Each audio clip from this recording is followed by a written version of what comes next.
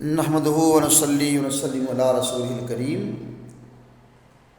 اما بعد فاعوذ باللہ من الشیطان الرجیم بسم اللہ الرحمن الرحیم۔ ایک دوست نے پوچھا کہ شاہ صاحب یہ بتائیں کہ کچھ دوست جب نماز پڑھتے ہیں، نماز سے پہلے وضو کرتے ہیں اور وضو کے دوران جب سر کا مسح کرنا ہوتا ہے تو وہ اپنے ہاتھوں پر مسح کے حوالے سے پانی تو لیتے ہیں، لیکن اس مسح کے پانی سے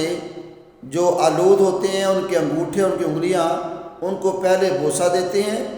چوم کر آنکھوں پہ لگاتے ہیں اور پھر مسح کرتے ہیں۔ اس کے متعلق کیا حکم ہے؟ تو عرض یہ ہے کہ جب بندے نے وہ پانی جو کہ اپنے ہاتھوں پر لگایا ہے مسح کے لیے، اس پانی سے آپ نے جو انگوٹھے اور جو اپنا انگلیاں ہیں ان کو چوم لیا، آنکھوں پر لگا لیا، تو پانی مستعمل ہو گیا، پانی کو اس نے استعمال کر لیا۔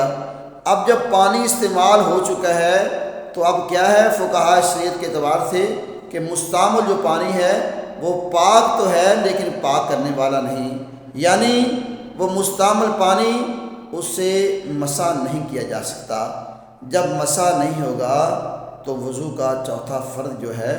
وہ نہیں ہوگا۔ جب وضو کا چوتھا فرض نہیں ہوگا تو نماز کیسی ہوگی؟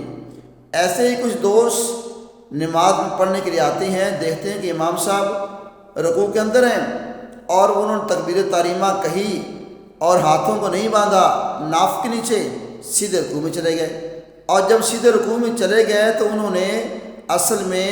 تکبیر تحریمہ کہہ کر اپنے ہاتھوں کو اس جگہ پر نہیں باندھا جہاں پر باندھنے کا حق تھا، تو ان کی نماز شروع ہی نہیں ہوئی۔ جب شروع نہیں ہوئی تو مکمل کیسے ہوگی؟ ایسے ہی کچھ دوست آتے ہیں اور وہ نماز کے دوران امام صاحب رکوع کے اندر ہوتے ہیں تو وہ کیا کرتے ہیں، تکبیر تحریمہ کہی اور اپنے ہاتھوں کو باندھا اور فوری طور پر رکوع میں چلے گئے، جبکہ صحیح طریقہ کیا ہے کہ اپنے ہاتھوں کو اٹھائیں، تکبیر تحریمہ کہیں اور اتنی مقدار اپنے ہاتھوں کو ناف کے نیچے باندھیں کہ بندہ کہے سبحان اللہ سبحان اللہ سبحان اللہ، یعنی 3 مرتبہ سبحان اللہ کہنے کی مقدار ہو۔ اگر اتنی نہیں ہوگی تو کیا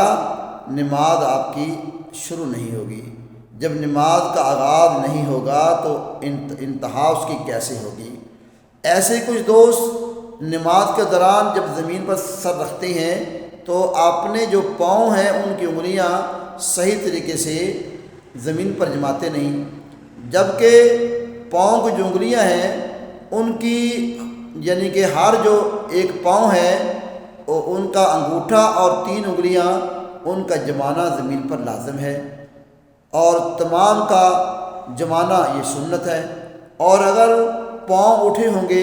یعنی پاؤں کا انگوٹھا اور 3 انگلیاں جب زمین پر لگیں گی نہیں تو ان کا سجدہ نہیں ہوگا، اور جب سجدہ نہیں ہوگا تو پھر نماز کیسے ہوگی؟ رب تعالیٰ فرماتے ہیں فَاسْأَلُوا أَهْلَ الذِّكْرِ إِن كُنتُمْ لَا تَعْلَمُونَ، کہ سوال کرو ان سے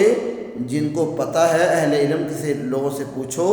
اگر تم نہیں جانتے۔ اور حدیث پاک کا مفہوم ہے، فرمایا بلغوا عنی ولو آیہ،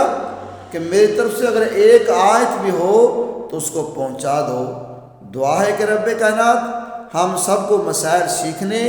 سکھانے اور عمل کرنے کی توفیق عطا فرمائے۔